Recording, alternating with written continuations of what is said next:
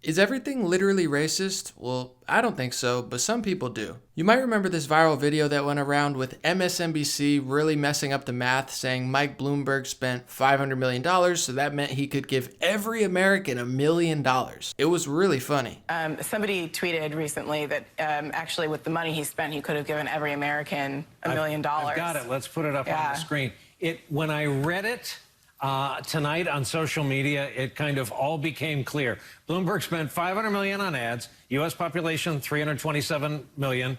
Don't tell us if you're ahead of us on the math. He could have given each American $1 million and have had lunch money left over. It's an incredible way of putting it. It's an incredible way of putting it. It's true. It's disturbing. The woman in the video, Mara Gay, is an editorial board member of the New York Times. She decided to post on Twitter, "A racist Twitter mob came for me over a trivial math mistake. I'm not going anywhere.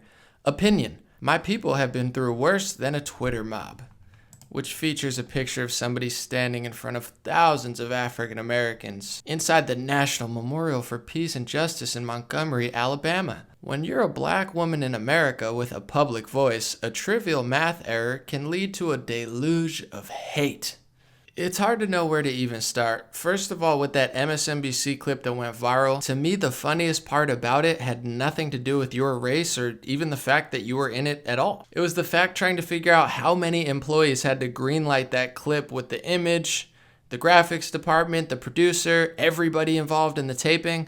I mean, it had to go through dozens of people just to get filmed. And once again, the funny part had nothing to do with your race. The funny part was dozens of journalistic professionals made a math error that most fourth graders could get right, including myself. I was horrible at math. I'm in no way a math wizard or a genius, and I could have pointed that out in any meme or video within 2 seconds. So the funny part, once again, had nothing to do with your race and everything to do with it's just a funny mistake that dozens of people at MSNBC had to make for it to air. But this is what a lot of people don't understand, that hide behind their race and gender every time they do something wrong. If you really want to stop racism, if you really want to stop sexism or xenophobia or anti-Semitism, I think just a hint of self-accountability and self-awareness would go a lot further than speech censorship, regulation, and just calling everybody racist for every single thing that you don't want to admit you did, mistake you made, or opinion that you find unpopular or hurtful. Literally, you could cut racism in half by having self-accountability. I in no way, shape, or form want anyone to throw hate her way. Be as nice and respectful as possible, as I try to be. But sometimes it's not your race, sometimes it's not your gender, sometimes it's not your religion, sometimes it's just you. And it's okay to admit you made a mistake. It's okay to get better. It's not okay to constantly blame racism, which actually emboldens real racists. I mean, if you want to stop the far right wing of racists, people like this and situations like this could not do more to embolden them, to inspire them, and to create new people who never felt that way, who are just sick and tired of people who completely lack self-accountability and self-awareness. And it's not just this. We're facing a global pandemic right now that is shutting down hospitals, causing world lockdowns, travel bans, quarantines. This is really creepy stuff. We need our professionals in both sides of politics to really try to figure out what's going on, make solutions, and help their country and the world out. Instead, what we have is Democrats trying to say that literally everything around coronavirus or mentioning that it started in Wuhan is racist.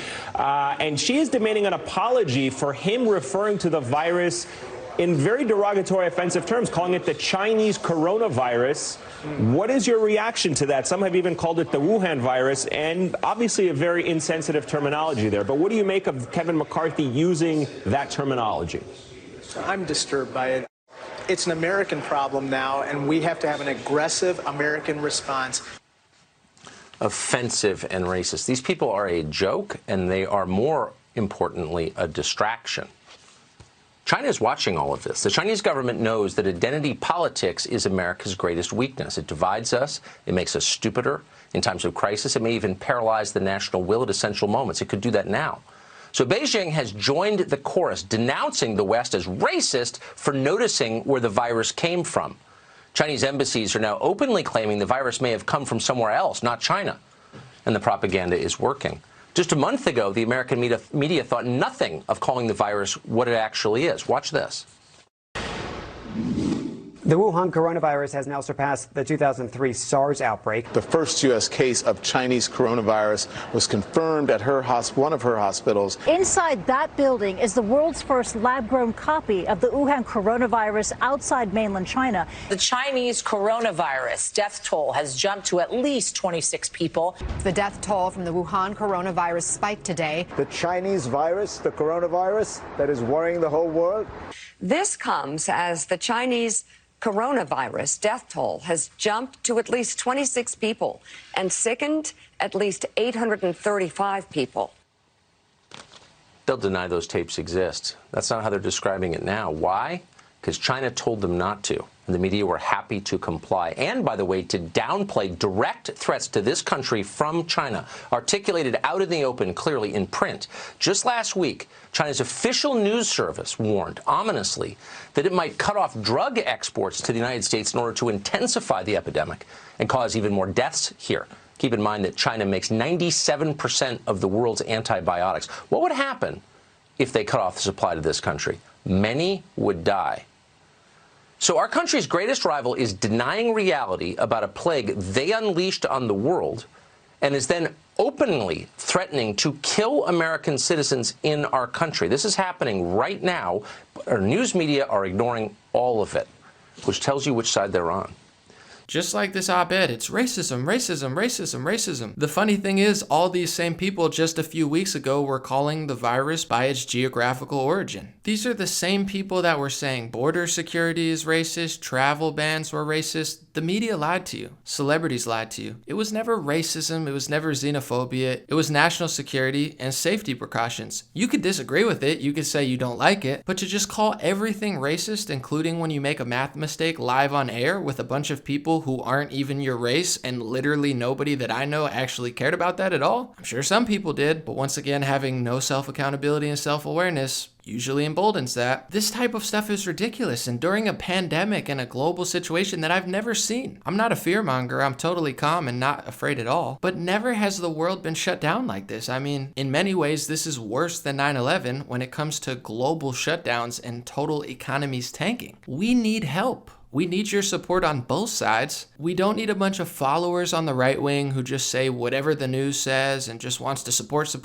and not contribute anything. And we certainly don't need people on the left wing just saying everything's racist, the coronavirus racist, Wuhan is racist, eat more Chinese food. It's like, honestly, it sounds almost so silly to say, but there's a lot of restaurants that are feeling the pain of racism, where people are literally not patroning Chinese restaurants.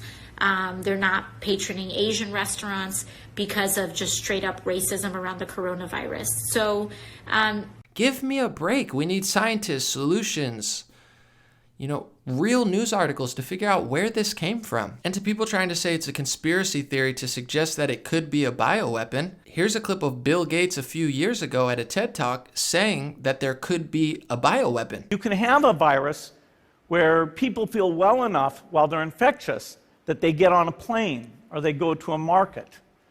The source of the virus could be a natural epidemic like Ebola, or it could be bioterrorism. The source of the virus could be a natural epidemic like Ebola, or it could be bioterrorism. So this is where journalists would come in handy. This is where the New York Times, the Washington Post, Fox News, etc., we could really use some real journalists and some good insight or some good opinions. Right now, what we have is a total disaster. In my perspective, the left wing has almost completely lost character and morality. It's like whatever we can do to make Trump look bad, we hope he has the coronavirus. Everything's racist, even what we said a few weeks ago. It's pathetic, it's embarrassing, and most importantly, it's dangerous. And I'm seeing a lot of delusion on the right wing too, but this is what happens when you have linear thinking where it's like the left is wrong, so I must be right because I'm fighting them. But what are you fighting over? The truth is, outside how serious this is or not, I'm sure we're gonna get over it, but this is highlighting a system that has overextended its military for decades, very similar to Rome, a crony capitalist system that has cared about profits more than people and the health industry, and a health industry that cares about profits more than really getting to the bottom of the immune system and health. I can't say this is unexpected, and the right wing shills for crony capitalism and says it's perfect and refuses to address the gaping holes in it, and the left wing just says socialism and communism will be the answer for sure. We need to elect Joe Biden and everything's racist. And I mean, obviously that's not the answer, so here we are. Hopefully you enjoyed this video. Please stop using identity politics, everything's racist, everything's sexist, everything's xenophobic, when we know it's not. Because it's not only not helping, it's actually massively hurting our country and the rest of the world when we need journalists and we need very smart people to function without this insane, delusional, false sense of education. Like you went to school for 8 years to get a PhD to basically say that the coronavirus is 10,000 genders and please don't misgender my virus. These are the vibes I'm getting from that side, and it's just downright pathetic. And then, like I've been saying, the right wing, where people come along and try to help the president or show him new things that they think he's not doing, and a lot of supporters just attack you. They're like, oh my God, he's got it all figured out. Yeah, for sure. Hopefully you stocked up on extra toilet paper, because maybe he'll wipe your butt for the next 30 years too, as well as save the whole world and take down the global cabal without any help from you or anyone else. I mean, come on, guys. Let's stay calm. Don't be scared. Be prepared. But let's really get to the core of this for the sake of humanity and for the sake of our country, because now more than ever, we need rationality, we need sanity, and we need the truth. No more glossing on the surface with political correctness and speech censorship. Enough is enough. Thank you for listening. Thank you for watching. God bless you guys. Stay safe.